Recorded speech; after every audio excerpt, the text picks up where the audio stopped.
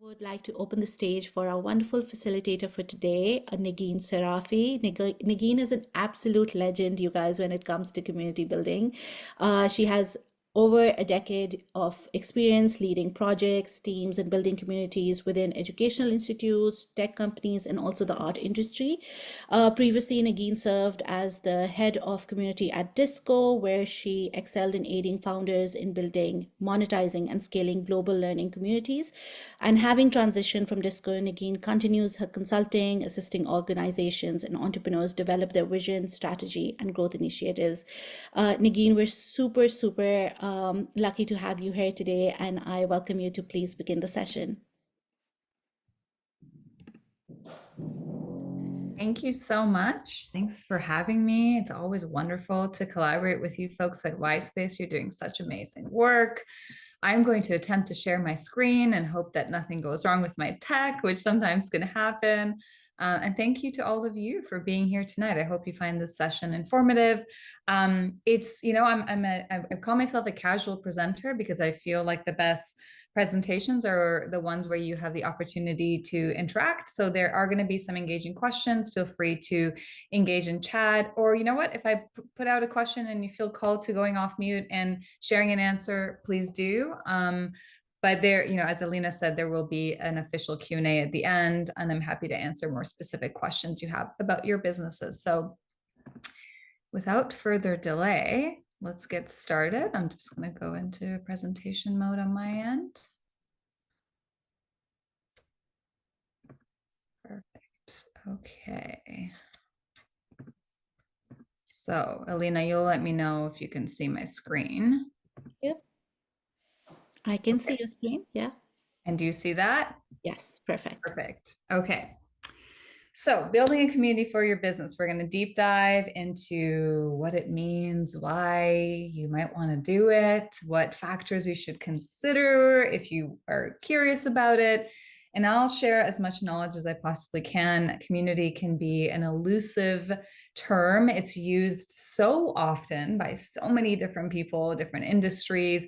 It means one thing in marketing, it means something else in arts and culture, it means something else in activism and city building, and it means something else in business, And so I guess my first question to you is, when you hear the term community, what comes to mind first? Feel free to share in chat, or go off mute and share your answer. I'm just curious to know, I think because we do all have such different experiences and definitions of community, and having been at Disco, I actually just left my job about a week and a half ago, but I was there for over 2 years, and I talked to so many businesses that are building community and community builders, and every single person had a different answer for this. So I'm curious to know your thoughts.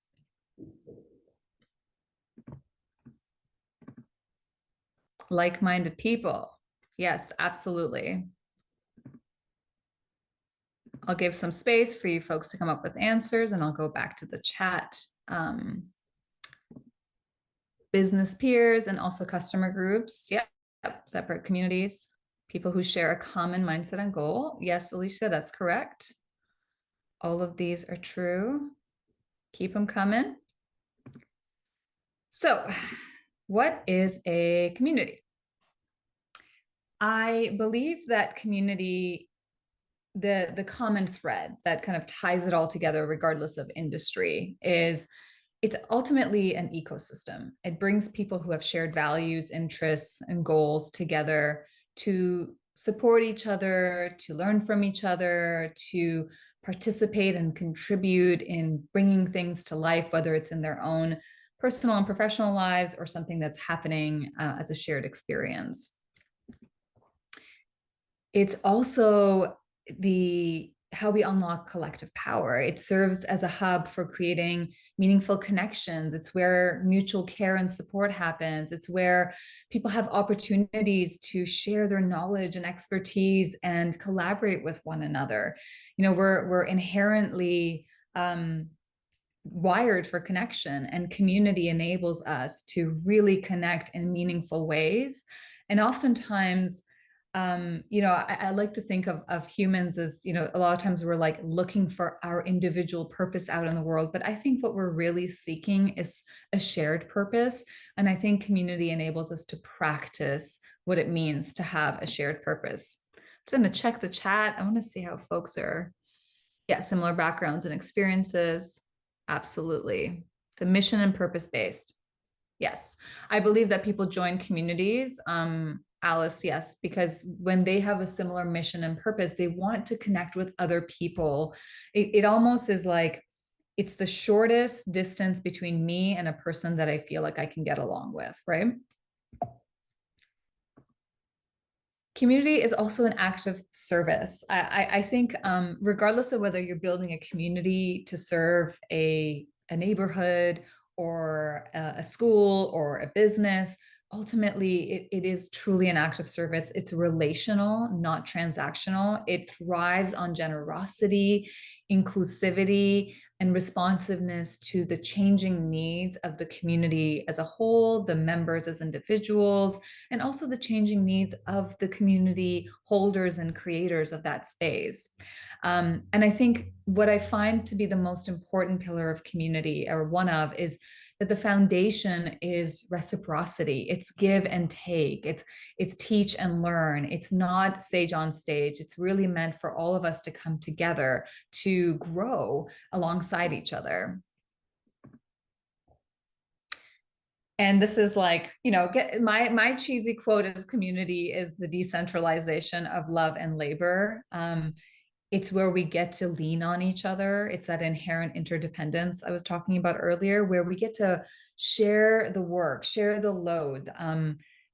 Life is hard. Learning things is intimidating. And when we get to come together, we get to show up for each other in both tangible and intangible ways. And I think people ultimately seek community to belong and to be a part of something.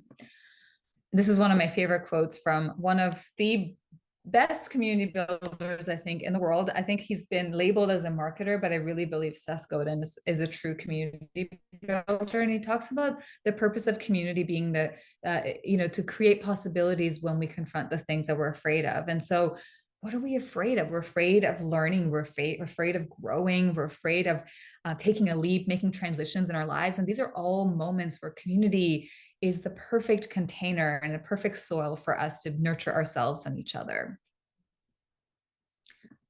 So why community for business? I think it's a little bit different. I've done all types of community building, but this session is very much focused on building a community for your product or service. And I think there's like slight nuances between just building a community of practice or building a community that's connected to your business. So a community is important for your business, and I will say it's not good for every business. This is not like every business, every type of product and service is going to benefit from having a community. We'll talk about that a little bit more, but you really have to think about whether it's right for you. But when it is right for you, it's partly because the market is so noisy and it's so saturated that there's just so much content, and we need something that brings us together, that is immersive, that is experiential, that allows us to feel a sense of that bond and that belonging that makes things feel sticky, right? We always talk about how do we make this product or service sticky? Well, community is one of the most amazing ways to be able to do that, and one of the most effective ways to be able to do that. And in a noisy market where people are being inundated with content on every platform, relationships matter more than ever in building trust and credibility, and also really deepening the understanding of what it is and how it is that you're serving your potential customers. Community is the way that people can build trust and get to know your brand and your product or service. Sometimes community is literally their first connection to actually maybe using your product or service, depending on what you're building. So who uses community for their business? SaaS products, direct-to-consumer brands, fitness and wellness businesses, creative businesses, and nonprofits. All of these different sectors are using community to deepen their understanding of their customers, to build long-lasting relationships, and if done well, to drive growth. So, what are some of the benefits of community? Really, it's like the trust building. I think probably is the thing that I want to highlight the most is when people enter a space where they can have a relationship with you and with other people who then trust you and vouch for you and your business and your product. It is transformational. It really locks in something that is really hard to do through marketing initiatives, through paid ads. It's just something that enables people to feel that sense of connectedness. And the trust comes from those authentic connections. It comes from the peer-to-peer learning and support. The next thing that's really important to highlight is communities are learning hubs. They're spaces where we collaborate and we share knowledge. There's so much wisdom in the community itself, in the memberships, the members themselves. And so this is where you can educate your customers, where you can gain feedback, where you can catalyze really meaningful engagement. So it really becomes like the test bed for your product and service. Speaking of feedback, you can really gain valuable insights into what your customers want and need, what's resonating with them, what's not. So that's going to impact your overall marketing strategy, your business strategy, and possibly even your product development. When you see how people are actually interacting with your product or service, you're then able to iterate on it. And we'll go into this a little bit deeper in the presentation, but you're able to, if you're listening, be able to really take this insight and feedback and deliver a much better product or service. And finally, last but not least, a thriving community leads to increased customer loyalty and retention. Everyone's talking about retention, everyone's talking about advocacy. Well, how do you do it? By building a community, a truly, genuinely caring for and nurturing and cultivating a community that can last. Now, before we go into what to consider when you're building a community for your business, I think it's really important to talk a little bit about why do people join communities? Now, we've all been a part of communities. Maybe we've built them. Maybe we're a part of some right now. I think White Space itself is a community. So we're literally in a community space right now. And, we have these reasons why we join. And I'm going to ask you a question in a moment to share, but it it's important to understand why to then be able to deliver on what people really need. So here are just some like just a few reasons why I think people join communities, but there are so many more. The first is to gain knowledge or skills in a specific area or get better at something that they weren't maybe as good at before joining the community. The next is to, I think a few folks mentioned this, to join a community to connect with like-minded people and maybe expand or grow professional and personal networks. Now, I didn't write this down, but there's also sometimes when folks join communities because there's a status thing. Being a part of a certain community has status to it, and so they feel proud of saying, "I belong to X community."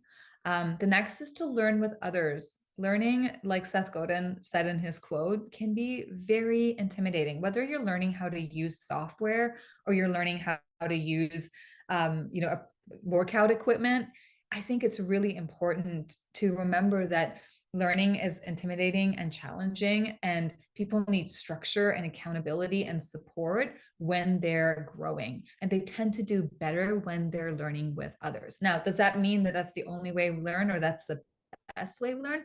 No, there are some folks who do want to learn on their own, but I think there's something about the accountability and support that community brings that can help with really getting people to achieve their goals. And finally, people join communities to have a shared experience, to feel a sense of belonging to something that's bigger than themselves. We talked about shared purpose earlier. It's really, really important for us as humans to feel like we're a part of something, that we can contribute our time and our lives here to something meaningful. So I'm curious to hear from you. Are you or have you been a part of any communities? And if yes, why did you join the communities that you're a part of?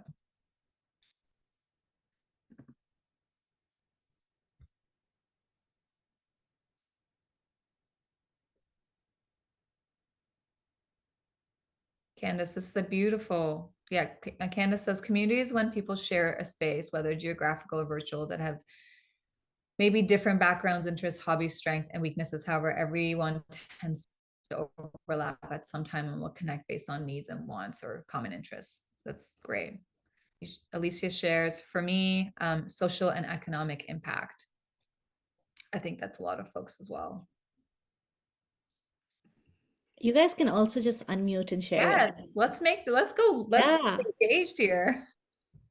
To find my tribe, people who think like me. I love to be around. Remember joining a community, and it was a all women's community. With for me was the first to ever join, and the reason why I joined it was because it was called Good Girls Gone Boss. So it was like the best community for me because it aligned with my values, my integrity, how I wanted to carry myself as a woman, and to be a part of a group of women who were also like good girls wanting to start their business. And it was honestly the best community that I ever joined. And it was online during COVID. And we all showed up, I guess, because we didn't have nowhere to go. And I find that it was the best experience ever because now I feel like now that the world started over, it's open, everyone's back to their lives. Like those kinds of things is on the back burner. So people don't really show up as much as they would have if they had that freedom. But I digress. It was the best community ever because everyone was like minded and it was aligned with my integral values. Thank you so much for sharing that. It's, isn't it? I actually think you touched on a really important point, which is that, things shifted when we were in the pandemic. Like folks joined online communities when maybe before we were mostly part of like in-person communities, but there was a huge shift. And now I feel like the shift that's happening is there's like a hybrid communities. Like you might be part of an online community and sometimes there's like in-person, and we're like relearning, I think, how to be a part of community. But I really appreciate your share and the fact that you had such a great experience. Like communities really have the power to transform our lives, even if they're centered around a product or service. I think we sometimes undervalue why people come together. In some ways, it is about the product and service, but the feeling that they get and the experience that they have and the transformation that they achieve is paramount. It's really unparalleled. I'm looking at the chat. Lynn Marie shares, I joined a run club for Black women to meet like-minded women around wellness and to challenge my limiting beliefs around running with a welcoming community. This is a really good one because I think fitness stuff specifically can be so, it's like we need to feel like there's other people doing the hard thing to want to show up. And the sense of, I'm not alone. I'm not alone in this hard thing. Sabrina. Hello, everyone. I'm Sabrina. I run a one-stop shop for everything wellness from beauty to alternative medicine for the health conscious souls. I'm also currently studying. Oh, hello. Okay. This is not a community share, but hi, Sabrina. Thanks for being here. Okay, let's keep going. So, building a community. You want to potentially build a community for your business. What should you consider before you dive in? Again, I want to reiterate that this is very different, very unique for every business. So it's not a one size fits all. This isn't advice that folks should take and just apply it to any business. I think it's really, really important to look at your specific business goals and strategies and ask yourself if community is right for you. But the first thing to consider is your target audience. Who are you building your community for? It's really important to have an understanding of their needs, their desires, their goals and pain points. And the tip here is to start small. Now, sometimes I meet folks who want to build community and they're like, well, we got to go big or go home. That does not work in the community world unless you have a small team that's really 100% focused on building out this community. I think just from an understanding of what your members need and want and what they want to achieve, and also understanding what types of programs resonate with them, start small, bring in 10 people, give them things to interact with, create opportunities for connection, and then take that feedback and slowly, as you learn, grow your community and scale your initiatives. Don't try to do everything all at once. And I'll share why, but you really have to, keep up with it. which can be very time intensive.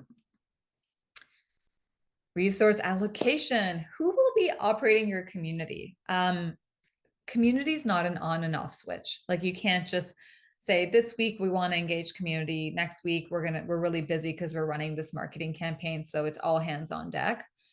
Community, once it's on, if you want to achieve engagement and you want to build a thriving community, you need to invest time, effort, and resources and really operationalize the community. Plan ahead. Think about your quarters, your year, what's happening, what are other things that are going on in your business, how many people are able to contribute to managing this community, and make sure that you can build your community within the constraints that you have for you to be consistent and effective. So you don't have to build a massive community. You can build a small community and still gain the insights and the benefits of having a community for your potential customers or for your customers, but not have to do it in a way that's operationally heavy and you can't keep up with it.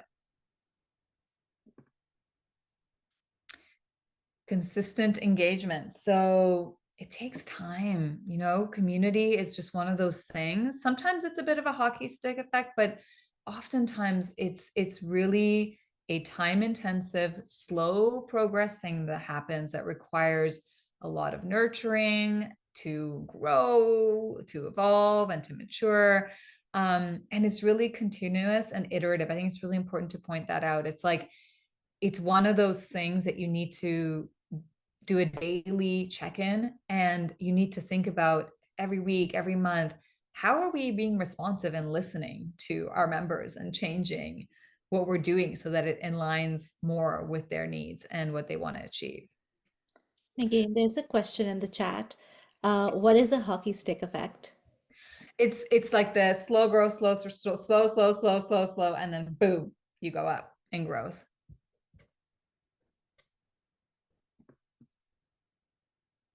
Does that answer the question? Yep, thank you. No problem. The pro tip here for consistent engagement is to continually deliver value to members. Whenever someone asks me if it's the right time for them to build a community, whether as a business itself or for their business, I'm like, are you ready to deliver value every single day to your members? Because that's what it's going to take to create engagement and to really see the results of your efforts. The best communities are ones where people are actively participating. You will see a lot of dead communities out there, a lot of communities that might even have hundreds or thousands of people that are not participating, that are not engaging. Now, of course, in every community, there are going to be, what we call in the community world, like lurkers. So they're there. Maybe they're like looking at some content, but they're not really engaging. There's, of course, going to be different types of members and different levels of activity. But generally speaking, if you're not seeing engagement, something is going on with the strategy. I also would recommend here, and I didn't write this down, but I think it's really important to think about exclusivity. Like, I know we talked about inclusivity, so it sounds like it's in contrast, but it's not, because I feel like folks want to be a part of something that feels like there was some level of exclusivity to it, in the sense that maybe there's an application or a small fee or an interview that they had to do. Folks need to feel like they're a part of something that not everybody can be a part of. It's just part of human nature. And so even if you're building a free community, I would highly recommend having some sort of application to ensure that there's a level of investment and clarity from the member themselves. It also, with application, it really helps members understand, like, why am I joining this community? What do I want to get out of this community? You're setting them up for success as well. Alina, you'll let me know if there's any questions, because I can't see the chat. Yeah, I'll let you know. Perfect. Next up, time to ROI. So you build a community. Within a month, you're like, okay, I need to understand, how did my efforts pay off? Well, it's going to take time. I would say that sometimes it can take 3 to 6 months just to see the efforts of the first few months. And that's because it takes time to build trust. It takes time to build brand loyalty. And once you do, I think the level of loyalty and retention and advocacy is unparalleled to any other marketing initiative that you can do. But just remember that just because you didn't see the ROI right away, it doesn't mean that it wasn't effective. So give it the time that it needs to become that growth engine for your business, and make sure that I absolutely believe in developing KPIs for everything you do in your business, but make sure that they're realistic, and make sure that you're continuously iterating on the strategy. So if you had a certain goal, let's say you wanted to reach 100 members by month 4 and you didn't, look at why. Ask yourself why. Maybe it's just a small tactic that needs to shift in your community strategy to make that happen, or maybe it just needs like 2 more months to get there. So really looking at your goals and measuring them, and being also kind to yourself and your team as the community picks up growth. Sorry, Nagin. There is a question in the chat, but Karen, I do need a clarity on this one.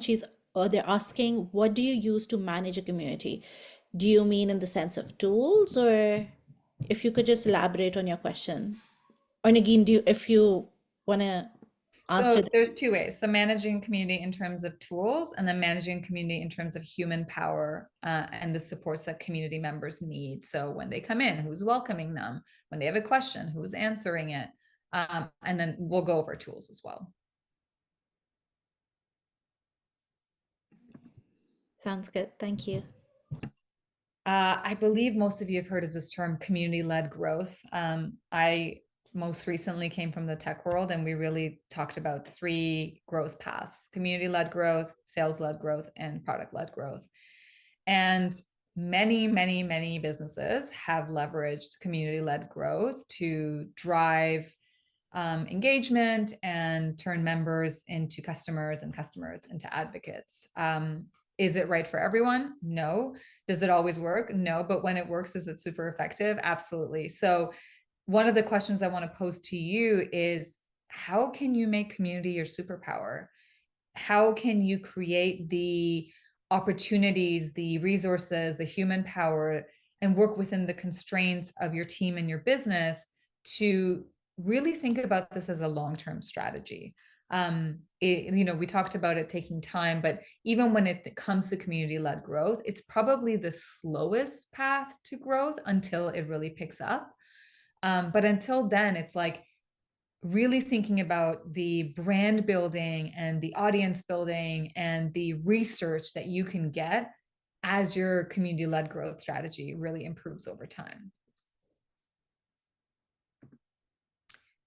So what are some strategies for community-led growth? Let's say you're in a position where you say, okay, I want to do this. I want to build community. I want to, I really want to invest in this community-led growth strategy. So the first and most important thing is engaging programming. You need to, deliver on the promise of transformation. Sometimes people build communities and put it out in the world, and the landing page is absolutely wonderful and promises all these great things, and then you show up and it's just not what you thought it was. So make sure that your programming is your content, it's your experiences. So it could be maybe you're offering courses or events, and it's your resources. So make sure it's relevant. Make sure it aligns with what you promised that members would get. It's easy to put up a landing page and make promises. It's not easy to deliver on them, especially on an ongoing basis. So really, this needs to be the most solid pillar in your community-led growth strategy. Content creation. So we're going to talk about this a little bit when we go into some case studies, but you want to try and it really empower members to not just consume, but to actively participate, to contribute. Everyone walking into your community has experience and expertise, even if they're there to learn something. They're still bringing something to the table. And what you can do is to decentralize your programming. These are your events, your courses, your resources, and create that deeper sense of belonging and responsibility when people have the space to contribute. it kind of mushrooms out. I'll share an example in a moment, but there are companies that have used this decentralized community contribution model and have really seen tremendous growth in their businesses. Is it easy? No, but it's absolutely possible. It just requires some testing and deep understanding of your members. The next strategy is strategic partnerships. So even if you have a really small team, strategic partnerships, like I would invest in this. I would invest a lot of time upfront in this because it's going to help not just build your brand and make sure that you're reaching a wider network, but also it helps with decentralizing your programming. There's so much content to be created and so many experiences to be shared, and being able to do that in partnership with experts and consultants and other brands is going to also just create more diversity of thought and experience within your community. You can really leverage existing networks, and building these relationships also helps you possibly bring in awesome mentors into your community space if that's the type of community you're building. The next strategy is advocacy and referrals. So you really want to identify the folks that are champions, that are really passionate about your product or service. It's going to be quite obvious. People who come to events, people who will reach out and ask questions, people who are most engaged. You want to recognize them. You want to incentivize their advocacy. There's one path where you're creating advocates, and that's really important. But if you don't recognize and celebrate the advocacy and the champions that are kind of organically forming, they're also going to eventually lose steam. They want to be able to kind of contribute and grow in slightly different ways than the member that maybe isn't showing up as much to the community, which kind of takes me to my next strategy, creating opportunities for leadership development. So make sure that people can grow within the community. We know, like, when you think about retention, whether it's think about like staying at a job or staying in a group of friends, like we stay where we feel like we can grow. We stay where we feel like we can explore different parts of ourselves. So make sure that folks have the opportunity to take leadership positions within your community. And also, when you do that, make sure you're giving them the resources and the support and the structure that they need to actually be set up for success.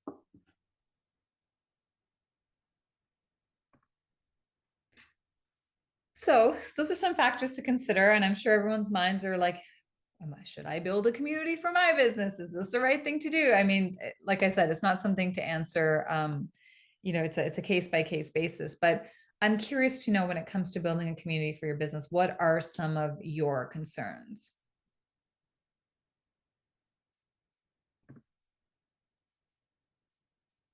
Okay. So I have a online community, and it is like a refining and growth community. It's something that I'm like really passionate about and started with my own journey with myself.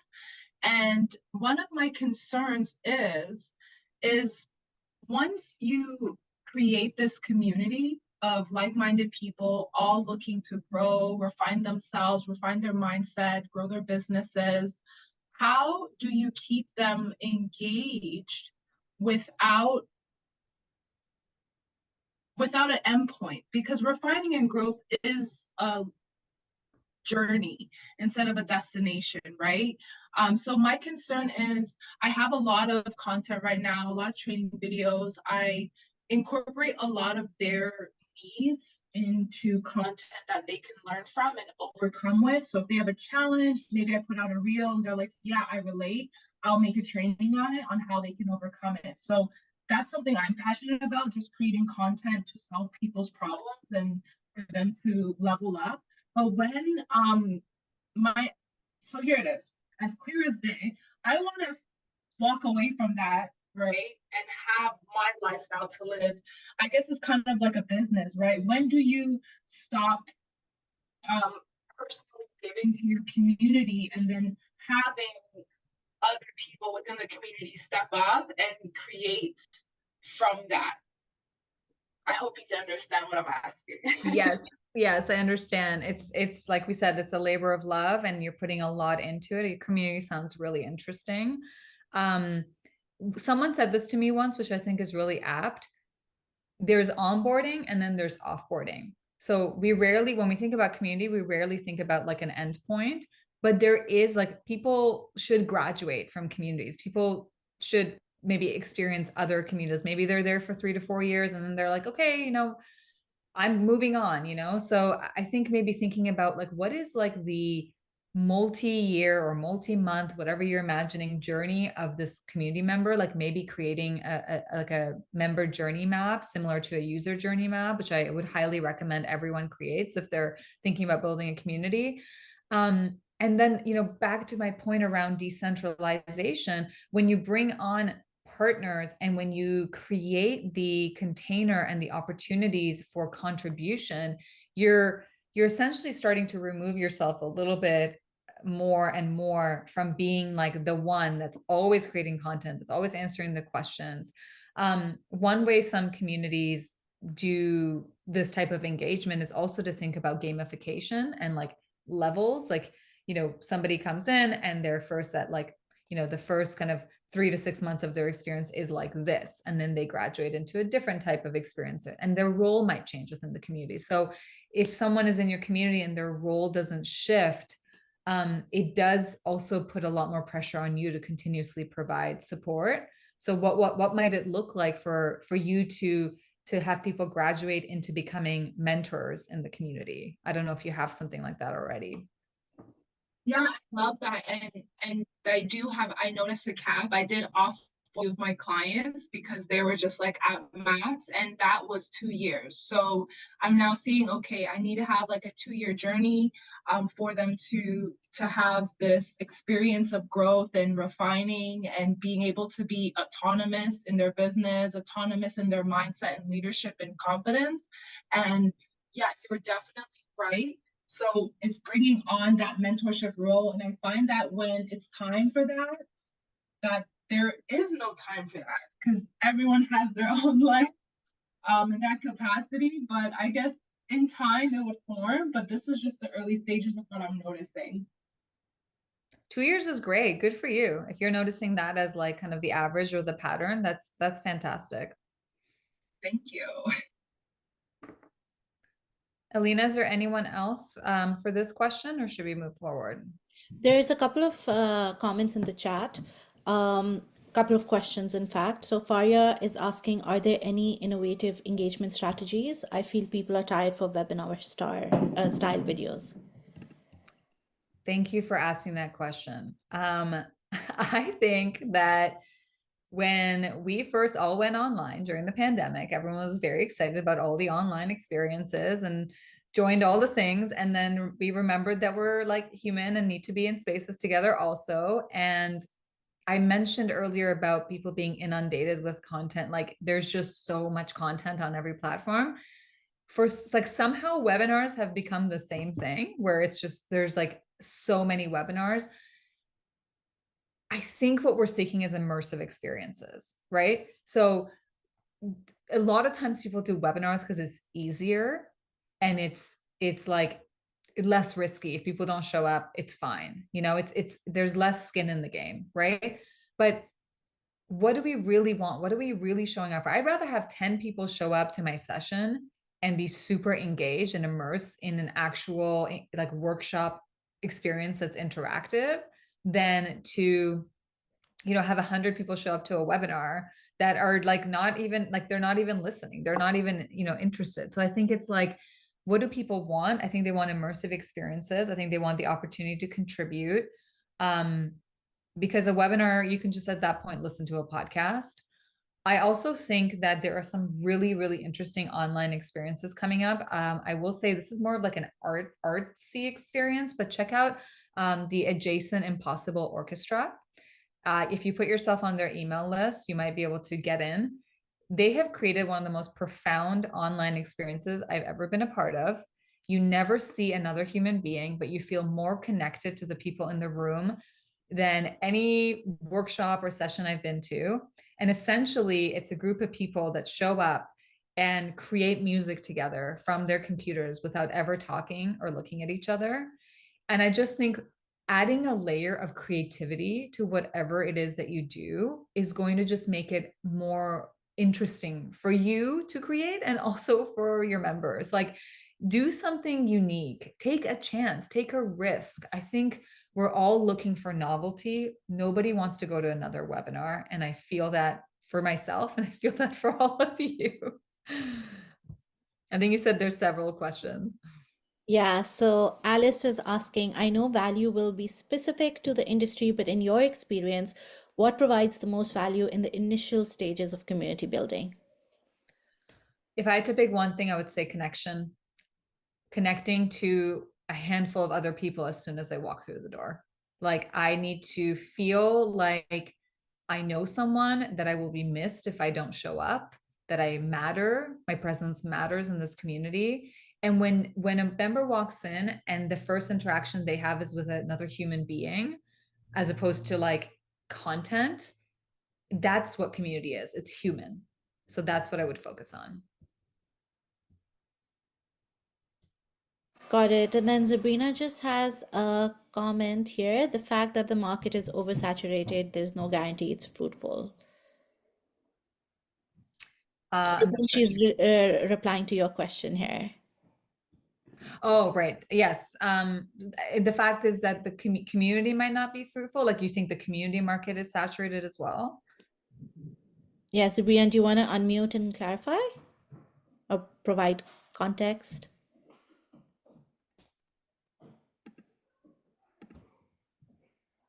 Let You let's can leave assume it's it. the Yeah, sorry, go yeah. ahead. If it's community, there's a lot of communities in the world, and it's also saturated. I think that's why you need to provide unique value. And I think that no one is going to create, the thing about communities is not just about what you're offering, it's about the people who are in the room. And the 10, 50, 100 people that you bring together in a community, that is a unique makeup of humans in a room together, that is never going to be experienced somewhere else, even if they're teaching or offering the same experiences. All right, and then one last one. What was the name of the community you just recommended? So it's The an experience. It's called Adjacent Impossible Orchestra. Okay, let Yeah. me look it up and then I'll drop in the chat. Yes. Sorry, I drop didn't in. think I was going to bring it up today, but it was just such a profound experience. I had to share it. We're all So caught up with. yeah, let's keep going. There'll be more opportunities for questions. I really love this engagement. Thank you so much for deep diving in this with me. But let's do some case studies. I only picked 3 because there's so many, and I'm sure you folks have lots of experiences as well. But I wanted to have 3 different ones in terms of product and services. So the first one is Notion. So Notion is a productivity tool used by teams to organize, collaborate, and innovate all in one place. It's amazing. If you haven't used it, I would highly recommend. And they have built one of the most vibrant communities for software online. And their community-led growth strategy is one of the most successful, and is often studied by a lot of software companies. And so essentially their community is built on the foundation of contribution and collaboration. So they allow their community to provide templates, to give them feedback, to interact with other members. So much so that people have built side businesses selling Notion templates. Like, people are making money selling Notion templates. And that's when like community's just like done its own thing. That's the type of growth and engagement you want to see in a community. And they've really leveraged it in a genuine way. I think that's why it's worked really well for them. They've got different ways of interacting. So everything, like I said, from the templates, but also events, opportunities to connect with other users, experts, the opportunity to become like a certified expert. So I think there's something here just around looking at your product or service and asking yourself, what are all the things that we want to, that we could potentially create for this product or service? And then how can we decentralize that so our community creates it for us? What does user generated look like in our community? Sometimes it's not possible. Like it's not possible in every community, but when it is, it works really, really well. The next one is Peloton, which most people have heard of. It's workout equipment that comes along with an immersive digital platform. And I think we can all agree that Peloton is pretty much a cult at this point, and what they have created and the kind of movement that they've created through their community is unparalleled. They've got on-demand workouts, virtual rides. People can share achievements. There's leaderboards. There's challenges you can be a part of.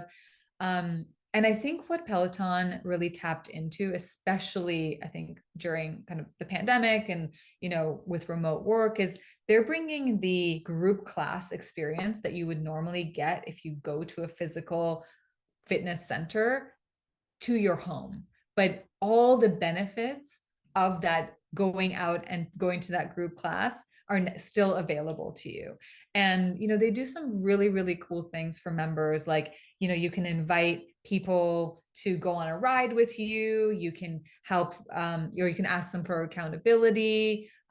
There's just so many different opportunities for you to kind of show up and be with other people who are also riding and feel less alone in doing something that can feel really challenging, that a lot of people need that like external motivation to be a part of. So something to think about with your own community for your business and product is, where are people getting stuck? Where would people need some motivation? And how can my community enable that or catalyze that or support that? I think that's really the intention, is to really help people get to where they want to be, to help people achieve their most ambitious goals.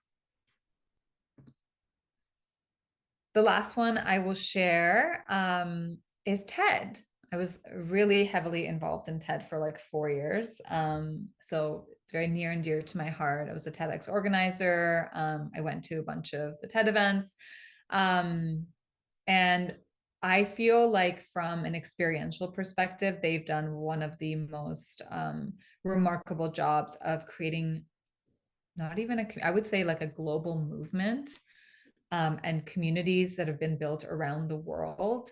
And really, I think one of the biggest things they did was, one, create a very powerful, recognizable brand with a very clear mission. And the other thing that they did is they invited people to the table, and they gave them very clear guidelines for that, how they could create change in their city. There are ways to do this with whatever it is you're doing. Your community can have chapters. Your community could have global leaders, different representatives based on geographical location. And it's really incredible what can happen when people feel empowered to show up and be a part of something. And I can't think of a better example than TED for having created and really spread the message through community efforts. And remember, it is all volunteer. TED speakers, when I was organizing TEDx Toronto, TED speakers, we were not allowed to pay them. The volunteers were not allowed to pay themselves. This is a fully volunteer global mission.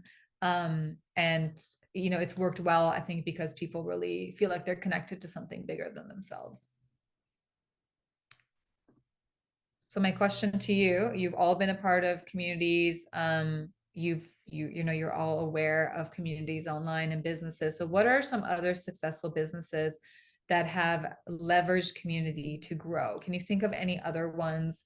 Some that maybe really like you connect with, or that you've learned about, that maybe even you might have questions about. I don't know, obviously all of them, but I'm happy to try and answer any questions you might have here. So Alice has mentioned Sephora. I'm not familiar, Alice. Could you share more about their community? Sorry, I'll just unmute. Sorry, I'm driving.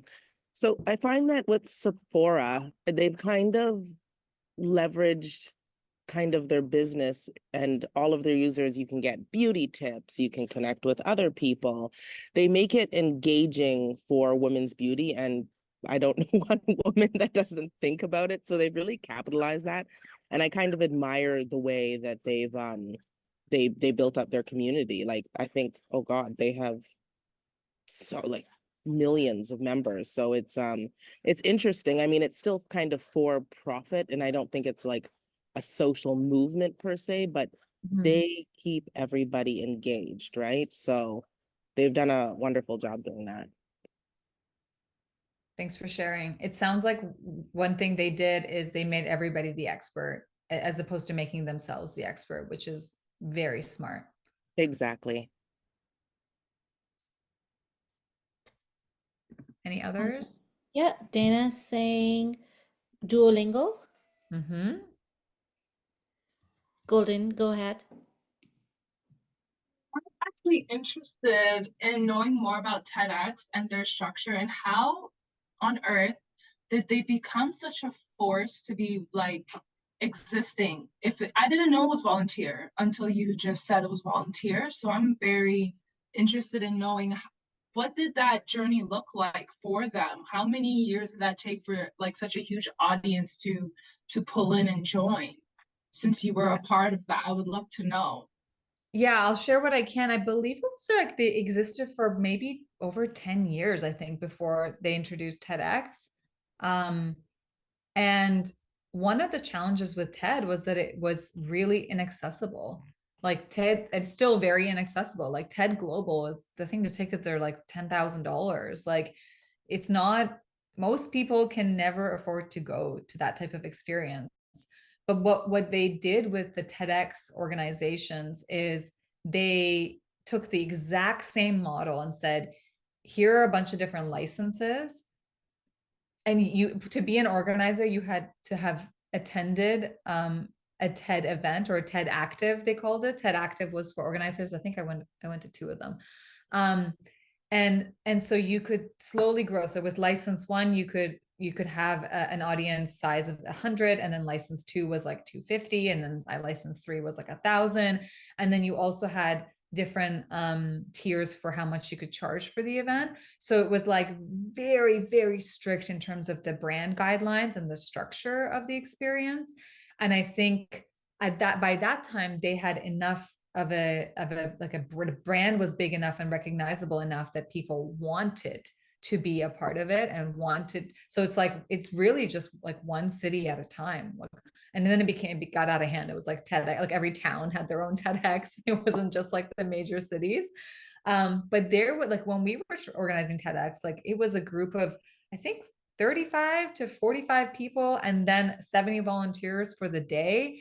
And people are working on this year round. And I think one of the things they really tapped into is people caring about making change in the world. So this presentation is more so about community building, but I really focus on how do you build impactful businesses that scale, and community is a part of that. But I think there's like really two things that I think have like been wildfires. Is one is you have to tap into something people already care about, or you have to tap into something people can't afford to not care about. Those are the most successful businesses. And I think TED really tapped into something people cared about, which was the world, about changing our systems, about really, being involved in our communities and in our cities and what the future holds. Um, I'll pause there because I feel like we have to be careful with time, but I'm happy to chat about this more later. And again, there's a question. Would you consider OpenAI's Chat GPT approach to developing their solution? Sorry, I don't understand the question. Um, would would you consider OpenAI's Chat GPT approach to developing their solution? Magnify access. Would you like to unmute and I'd love to because I'm watching confusion across her face. It was just in relation to you asking which organizations have taken a community-based approach. And I was just thinking, ChatGPT is very much developed around this idea of utilizing feedback, usage, etc., of their platform to grow it. And so I was just curious if that aligned.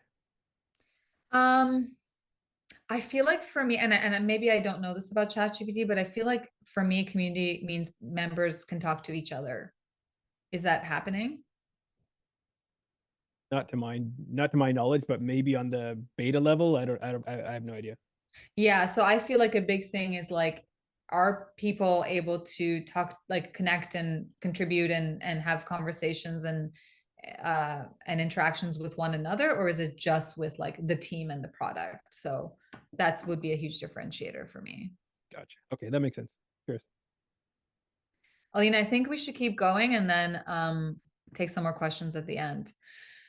So now that you're convinced community is not necessarily a nice to have, how do you actually build one? So I might go a little bit faster through this. I think we still have, okay, we still have time. We're good. So developing community strategy. You want to set clear objectives and goals. So what is the purpose of your community? What do you want to achieve? Why are you doing it? Are you trying to drive sales? Do you want to gather feedback? Do you want to provide people with support? Do you want to create loyal customers and advocates, or all of the above? It's really important to understand why you're building this business for, or this community for your business, so that you can A, measure the results, and B, also be able to actually do the strategic things that are going to align with that objective. You want to also define your goals. So what are the achievable? We talked about this, be realistic. What are the achievable and measurable and time-bound goals that are going to guide your community strategy? So you want to work within your resources and timelines, start small and grow slowly, unless you have the capacity to do it faster. And then, of course, you need to align your objectives and goals with your overall business priorities. So the community for your business is there to serve the members, but also to serve your business. And so really think about, what are your company OKRs and how does the community connect with those results that you're hoping to get. Someone I had the pleasure of working with for just a hot minute at Disco, Elliot Gatineau, who's the former head of education at On Deck. We did an interview with him and he said, if you don't have a plan, everything looks like success and everything you do is like a failure. You just won't know. So even if it's not going according to plan, at least you know, and then you can make the changes that are necessary. It's also really great to hold yourself and hold your team accountable to a plan, while understanding that community is an experiment in some ways, and it's very iterative. So have the plan, go back to it often, and understand why it's working or it's not working. So you want to identify your target member. Now, most of you, if you're building, products and services, you already have an ideal customer profile, or you should. You've probably already done a bunch of research. So really understanding who is your community, and you want to go a layer deeper, because somebody who buys your product or buys your service might not want to be a part of your community. Like you have to understand, why would somebody spend the time that they might be on Netflix, hanging out with friends, going to the gym, scrolling on social media, and instead come and engage in your community. It's a huge time investment, not just for you, but also for the members. So understand their needs, their goals, their desires, their pain points, so that you are actually aligning with it and solving real problems for them.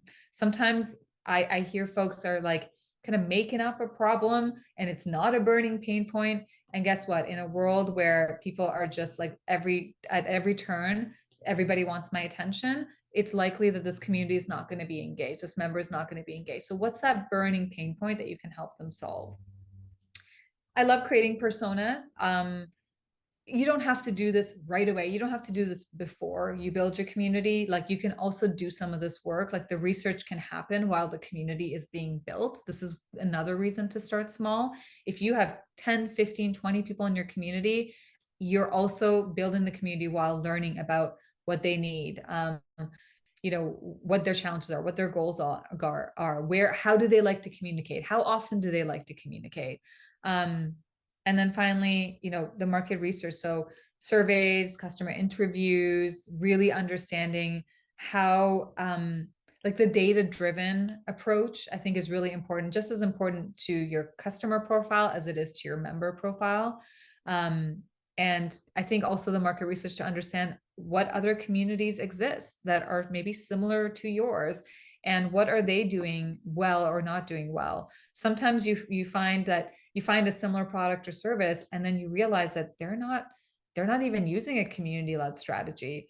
And then you think, oh, like that's a really interesting differentiator for us. So do that bigger market research as well and think about how community fits into it. I love this quote from Kai Amar Soto, who is an author and a community builder and a dear friend. He says, build a community with people, not for them. And part of the work of doing the research and bringing people into, you know, the container and understanding their needs is building it with them, because ultimately, no matter how many interviews we do, we're still not going to learn as much as we can if we're actually going live with our community and testing it with a small group of folks.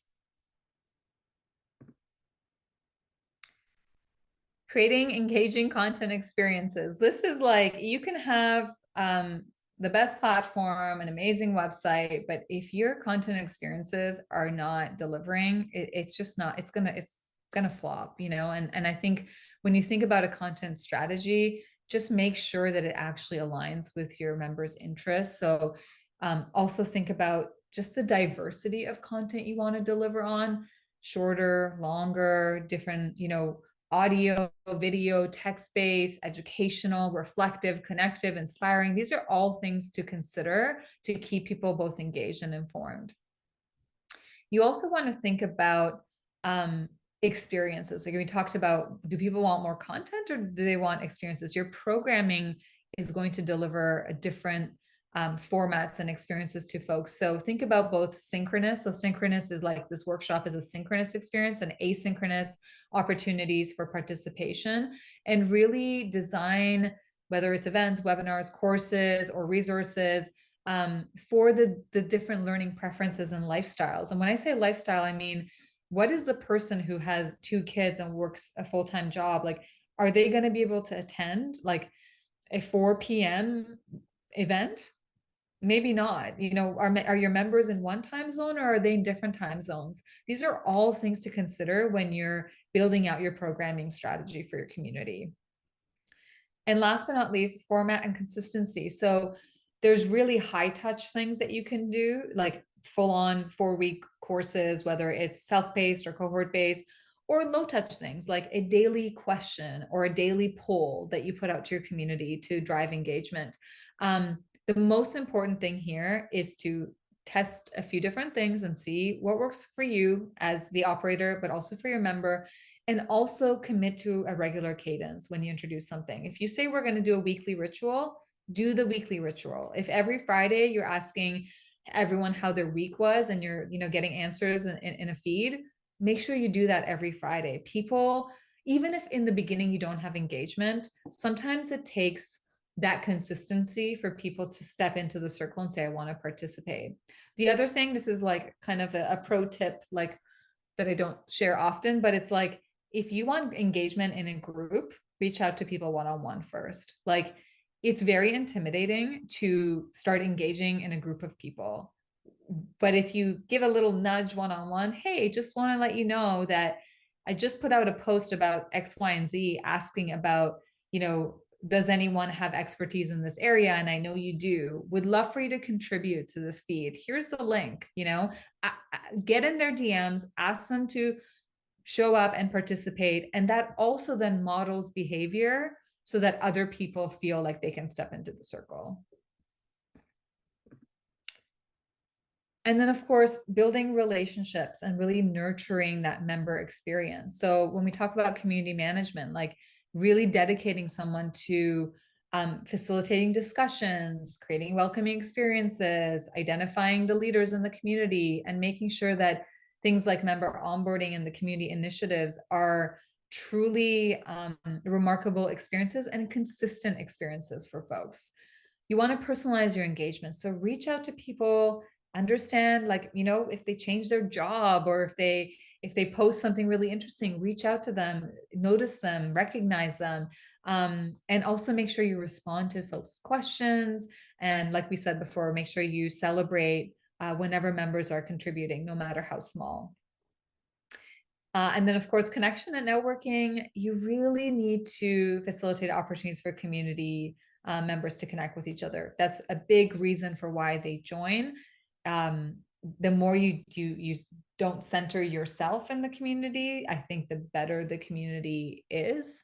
I don't think communities are about sages on stages. So I think it's really important for folks to make friends and get to know one another and learn from one another.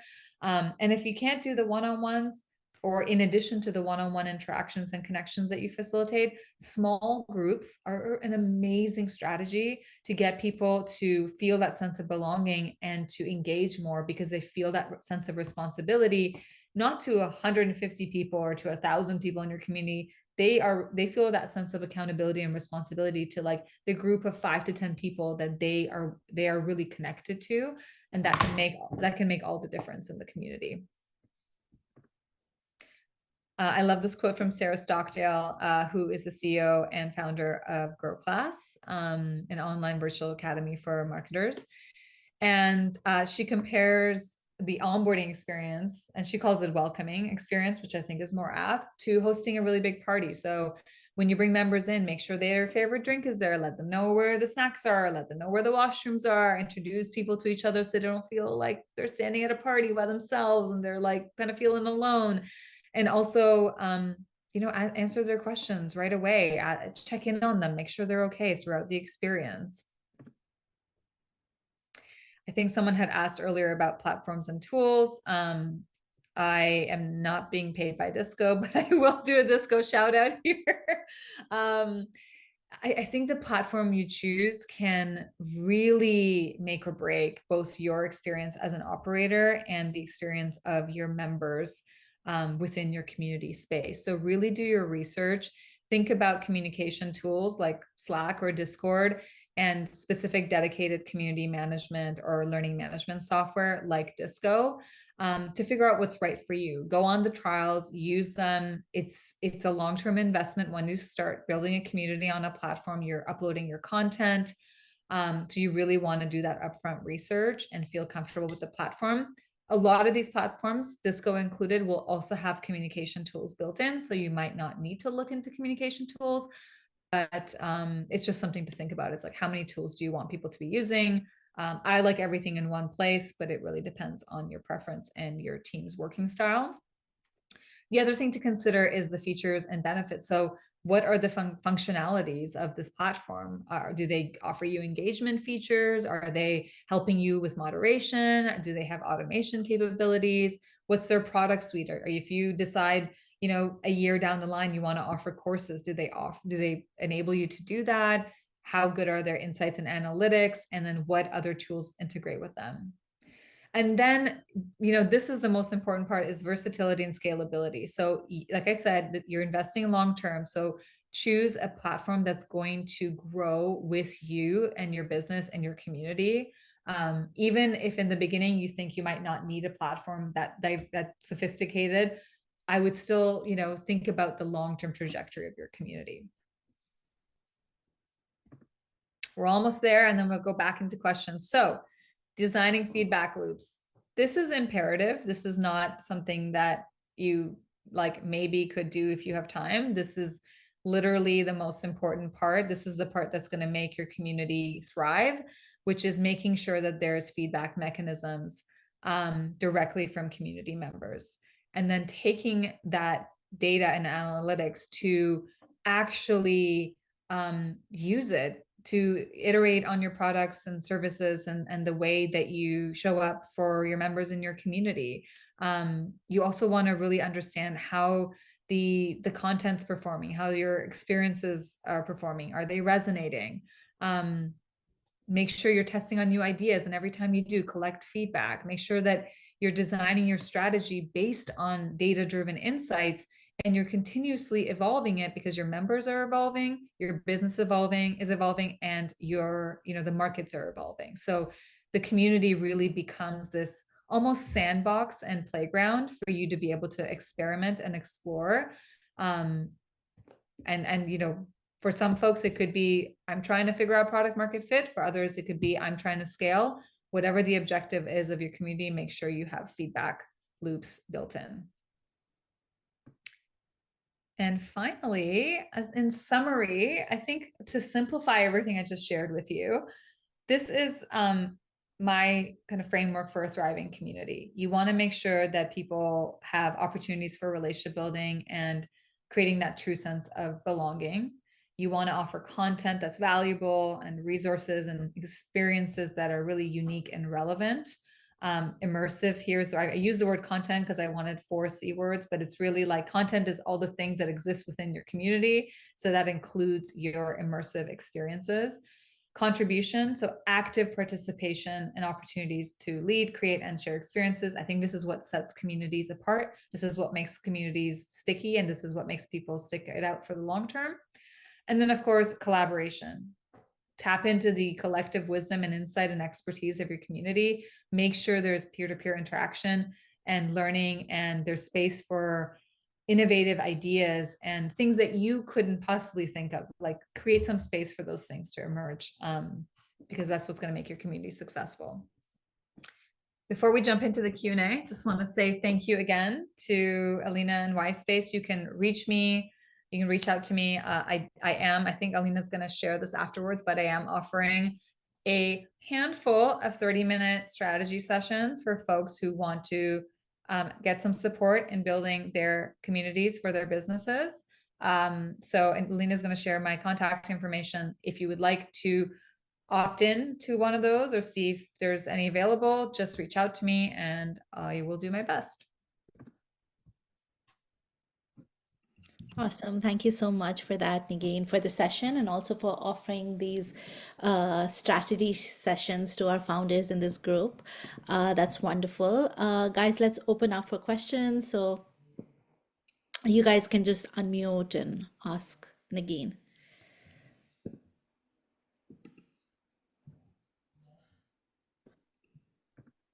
Hi. Yes, go ahead. Thank you so much. What a beautiful way to end off this whole entire series. I am super duper happy that you saved the best for last, Selena. I'm so glad. Thank you so much for that comment. No, we were saving Nagin for last. We knew this was going to be a super great session, and it was. Amazing. Nagin, there is a question in the chat for you. If I Yes, have I see an that. existing... I did have a question. I just Oh, wanted to open up with that. okay. Yeah, Thank go you ahead. so much. Yeah, thanks for Um, saying that. That was really kind. Oh, anytime. I want to go back to 2 things you said. One of them was time zones. So I have an online community and they're all over the world. So Africa, Asia, Europe, South America, literally all around the world. And I find myself having to be up at the wee hours of 3 a.m. a lot of times, because majority of them are on the east side of the world. But as I'm building up on the west side, North America specifically, I'm having some challenges on how to, I guess, operate my workshops in when it comes to time zones. I want to include everyone. I want to make sure that everyone gets their questions asked. But one strategy that I've done was when they do miss a workshop live, they can schedule one-on-one time with me. But then again, that's draining, right? When I have a lot of things to do around that. So I was wondering if you have any alternatives on delegating this. Great question. Just from a few things that you've shared. Firstly, I think you and I need to talk because I think there's opportunities to distance yourself a little bit, to give yourself a little bit more space and focus on some different things rather than like a lot of the operations that seem to be coming from the community.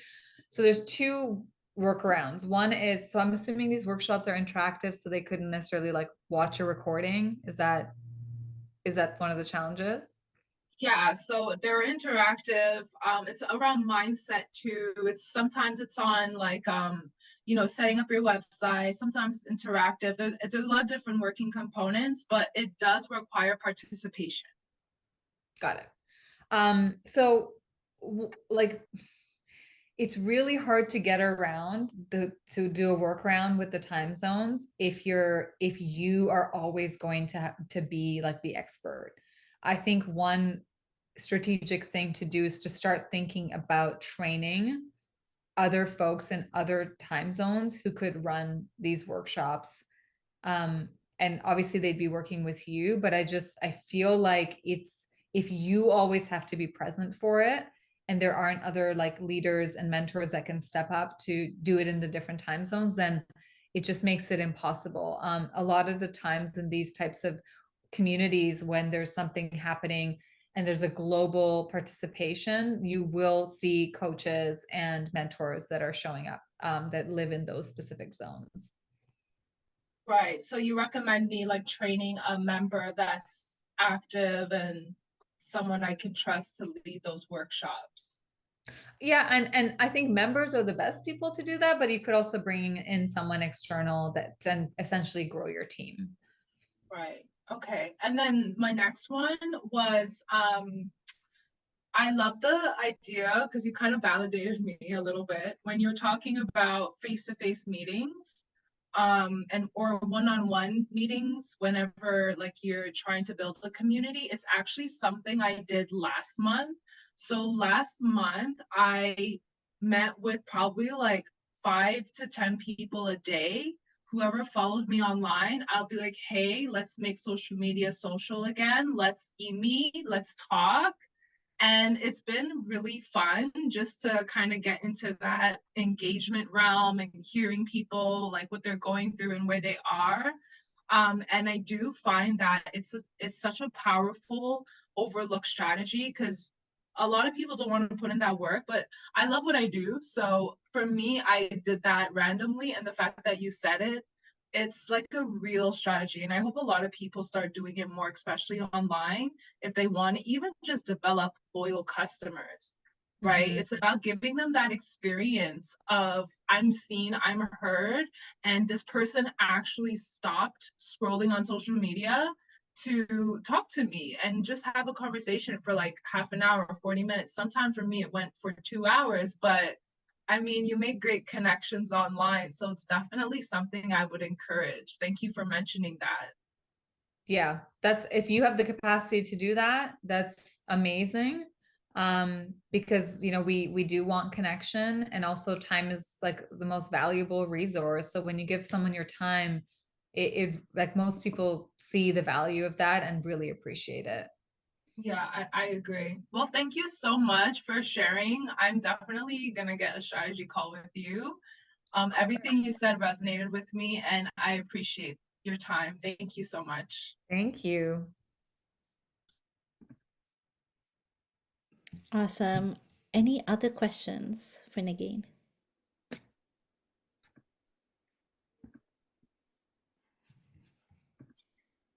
Just checking the chat here. I think folks are now like, let's talk one-on-one. Like, let's do it. Everybody wants to talk one-on-one. Let's talk one-on-one. I'm happy to do that. I think it can also be like with these types of things that you have to, because it's like unique case by case. I think sometimes it's easier to share the context of what the business is trying to do and then Exactly. ask the question. So I understand that folks are also hesitant because the context is really important. I couldn't answer all your questions if I didn't know the context of your company goals. That's true. To revive a community. Oh Sorry, go my ahead. gosh, this is this yeah, I was gonna say, as someone who has tried to revive a community, it's possible It's possible. The first thing I would ask is, why is the community not engaged? Is it because the time wasn't put in? Is it because it wasn't consistent? Is it because it's no longer relevant? Like, why is there lack of engagement? What happened?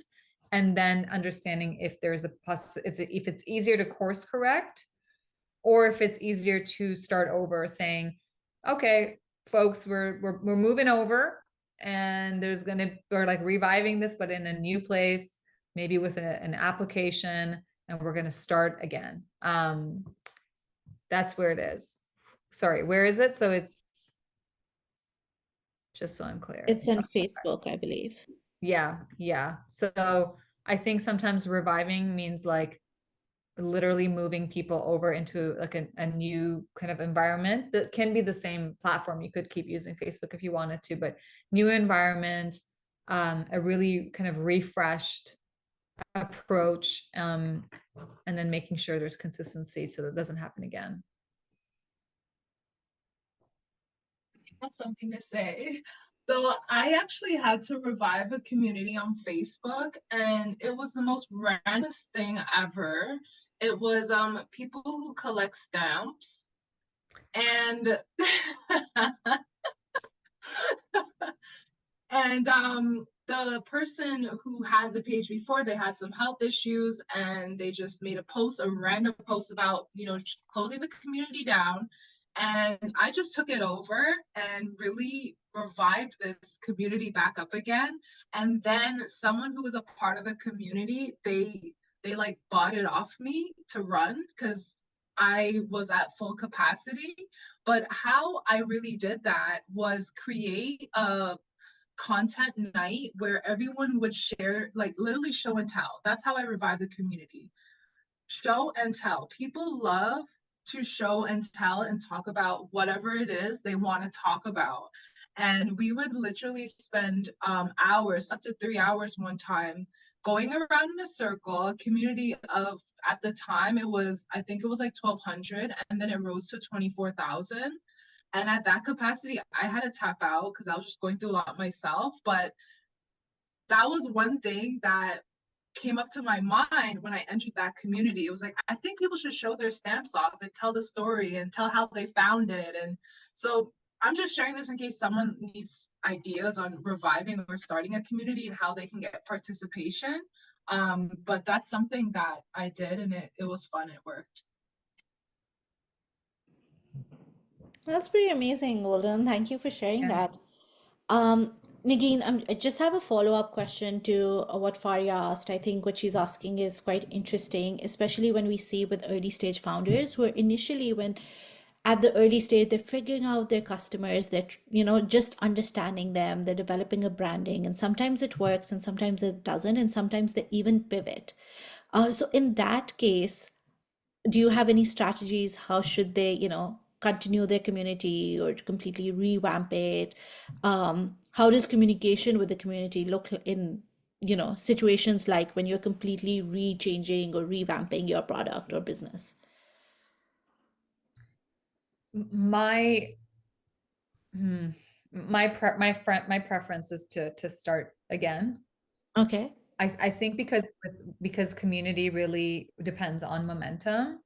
And I'm not saying like you can revive it. You can say you could say we're going through a shift, but especially with online communities, like I have personally not had a ton of great experiences when a community starts to like die down, or when we're doing a big pivot and like it requires a different type of like engagement, and it can be pretty jarring for folks, like too, where it's like, oh, do I still belong here? Is this still what I signed up for? Sometimes depending on what your pivot is, it's really about communication and making sure that folks understand like what is changing. And it could be one-on-one outreach, it could be ensuring there's some information sessions that people could opt into and attend, but that's assuming you have an engaged community and you're doing a pivot.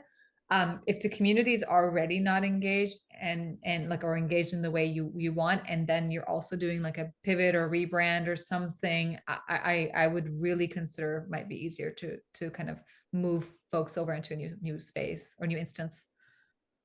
Yeah, that makes sense. Thank you for that. Alice is asking, how do you monetize a community without making the members feel pressurized to buy? What are some strategies? I'm assuming that means the community, like they joined the community for free based on this question. And then it's like, and then you want to monetize it. Because if it was monetized from upfront, they would be, the only way to join would be to buy. So if they've joined the community for free, or if their community has a free tier, and then you want to offer, you know, different tiers that are paid, or if you want to offer a la carte products that are paid, I would just recommend that you make them really valuable, and you really describe the value of what folks are getting if they're paying for something. I find that sometimes it's better to figure out your community business model and communicate that up front than to have a free community and then all of a sudden say, now we're charging for this thing. It can feel a little bit more challenging for folks to pay for it. That being said, I mean, Substack is such a great model to look at. Obviously, Substack is more of like an audience model than a community, but there is, like, they do offer a lot of community features now, and you know, having paid for Substack memberships, when I really fall in love with a creator or a writer, I want more than just like the one free post a month. I want like I want to read 4 of their newsletters a month. So if you're delivering a lot of value at the free level, then it shouldn't be too hard to monetize it if you're saying you're going to now get even more value. Um, and be really mindful of what you're gating behind the monetization. So maybe like a bunch of resources and webinars are free, but like like, you know, interactive workshops or courses or opportunities to be in the room with specific mentors or experts, like that's gated in the paid level. I like the model of, yeah, it really depends. It really depends on your brand strategy, whether you start with paid. Um, if you have a really strong brand, then I think you could, but if the community strategy, like if the growth strategy is that people come into your community, experience it for themselves, and then they like opt into being a paid member, I think that's something else to consider.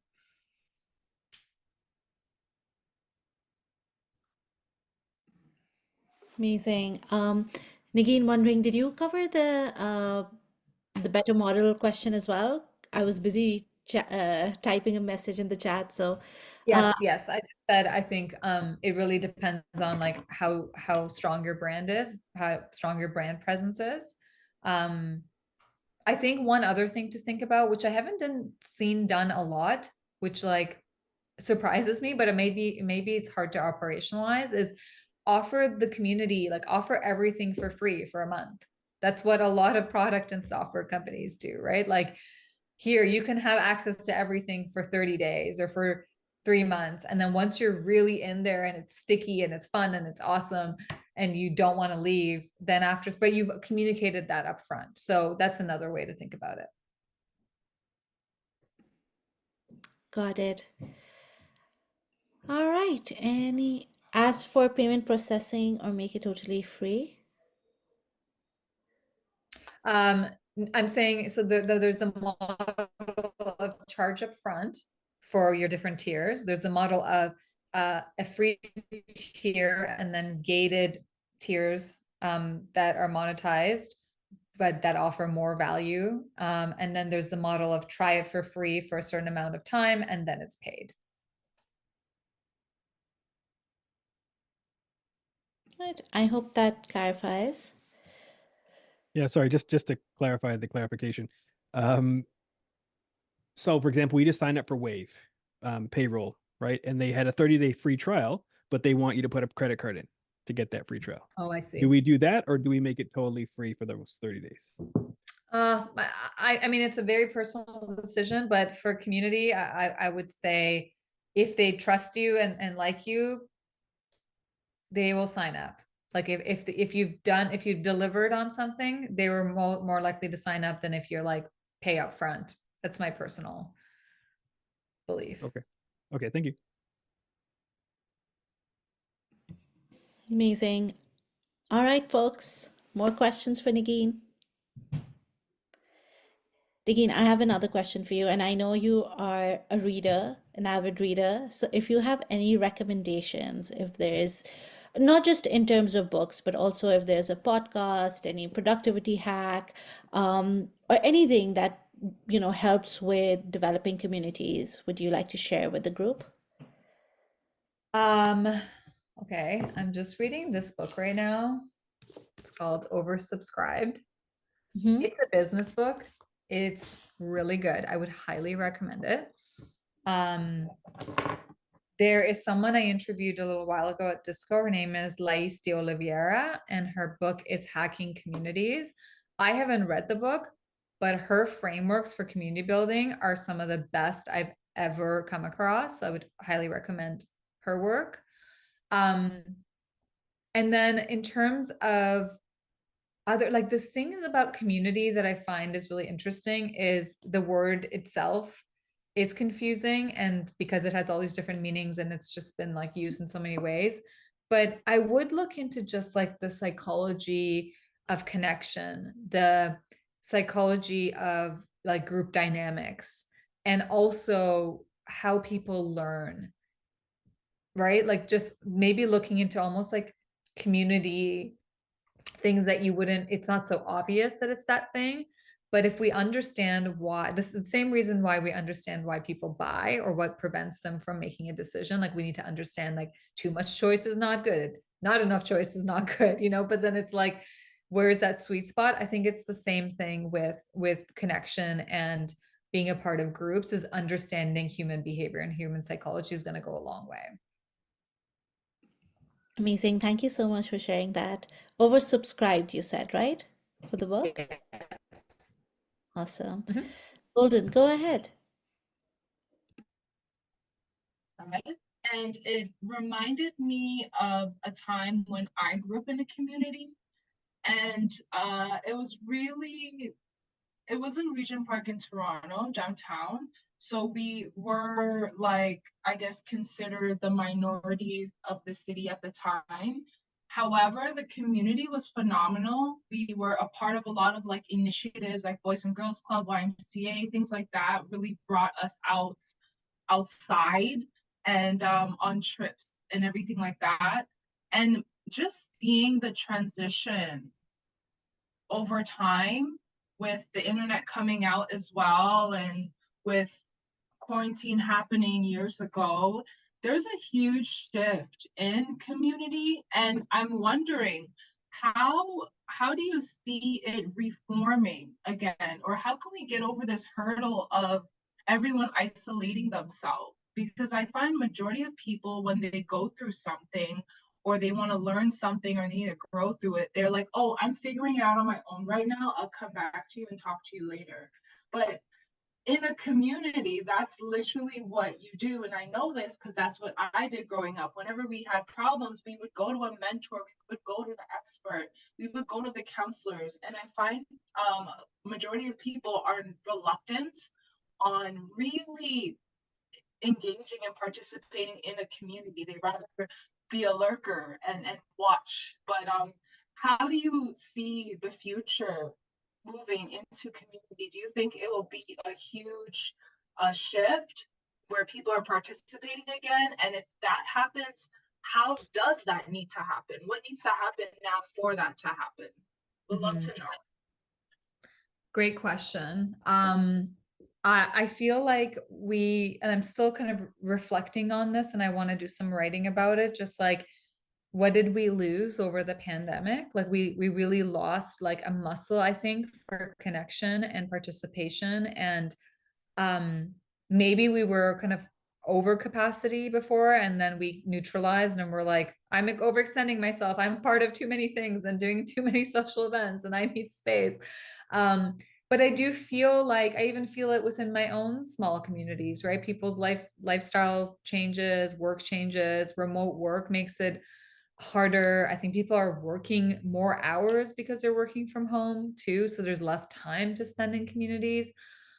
I think I really am, I'm not a fan of free ungated communities. I think there's just so many communities where you just like sign up for a Slack group and then you're like thrown into this environment. I think folks need to have some sort of upfront investment to even want to engage. Um, and sometimes that's monetary and sometimes that's an application, but I think that the more sometimes the more hurdles someone has to jump through to be a part of something, the more they themselves value that thing that they're a part of. And I also think with engagement, I mean, lurkers are interesting, but there's also people like, engagement is not a one size fits all. Like you might have somebody who's really engaged with the content but doesn't engage in discussions or doesn't show up to events. That doesn't mean that they're not engaged. So really asking yourself, and like for your specific community, defining what engagement means, like really determining the engagement metrics and how you're going to determine whether someone is an engaged member or not an engaged member. Like and obviously if your community is really based on people showing up and being in conversations and being in interactive workshops, that's very clear if somebody just doesn't show up. But then my question to you would be, how do you, every kind of quarter, how do you look at your members and say, like, do we need to offboard some people? Because engagement breeds engagement, but lack of engagement also models behavior for other people not to engage. That, and I did that as well. I noticed I had to remove a lot of followers off of my Instagram account just because, you know, ghost followers, ghost profiles, people I find go on Instagram to get their dopamine kick and then they log off. And it'll be great to kind of in create a community where people want to stay there and want to engage and learn. I guess that comes from just that this whole journey. My goal is to really, I actually was using the Founders Fundamentals program to refine what I already have. And that's why I'm like really happy with this last part, because this is the part where I'm really elevating, and it's that journey, the members' journey through the program. I want them to come at home and feel safe and feel no judgment, but have a mission to have a result in their life and create that connection with others or just themselves. Really, to be honest, it's like everyone's here to grow in their own pace, and understanding everyone's pace is where I'm at and how I could create a community for that. So you definitely touched on something that's been amazing, and I literally wrote it on my whiteboard. I'll walk over there and write it down. So thank you so much for your expertise again, and I'm really excited booking a call with you. Oh, of course. Yeah. I mean, I'll just say like, and I'm sure this is true for most people. Like, I would rather operate and be part of 100-person community where most people are genuinely engaged than 1,000-person community where most people are not engaged, right? That, like, I think we get really lost in the numbers of these communities. And you talked about the future and where the future, I think the future of communities is just really niche micro communities that are small. Like you might have 5,000 audience members, but only like 100 of them are actually in your community. And maybe every year they have to reapply. Like that's the other thing to think about, is like being part of community is a privilege, right? It's a privilege to be a part of something with other people. So if someone is there and they're not recommitting and they're just there because they either are just paying, or I would make that a value. When somebody signs up, you say engagement is really important. It's a pillar for our community. And so if you find that you're not engaged, like, come to us. And if you feel like, if you've communicated that up front, say, as a result of this being one of our biggest values, we ask folks to kind of reapply and recommit on an annual basis to be a part of this community, because it's not a one and done. So that's another thing to kind of, maybe it's another strategy you could use. Love that. And I actually have that in my survey. Are you ready to be an active participant in your life? You know, because there's, again, like you said, the lurkers, and then there's people who are actually here, who are working every day and confronting and having courage and being brave and stepping up and unlearning and relearning and practicing and doing, and poof, results. So I love that. Yeah. Awesome. Love the conversation there. All right. Any other questions? I know we've just got a few minutes, so any last burning questions for Nagin? I think everybody just wants to book a one-on-one with you. I'm here for it. Amazing. All right. I don't see any questions. Yes, we do. Amazing. I'll be sharing Nagin's contact information and this presentation deck along with the recording by tomorrow morning. Nagin, thank you so much. As always, this was phenomenal. Really, really appreciate the insight that you brought today, your experiences, and the framework that you took us through. It was exactly what this group needed. So really, really appreciate that.